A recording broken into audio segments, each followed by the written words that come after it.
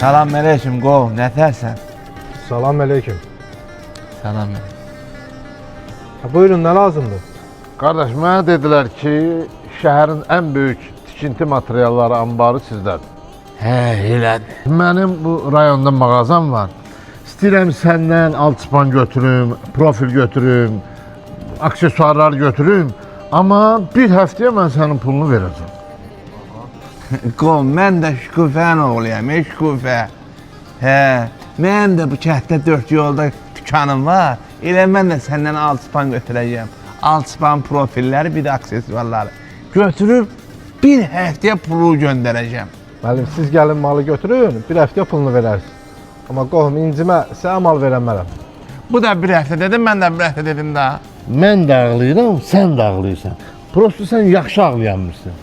Bir ligimini düzət də, bax bu nədir? Mən köpmüşəm, mən ondan da səhər xaş edim, mənə köp verdim. Ağam verəcəm, bir həftəyə mən də verəcəm.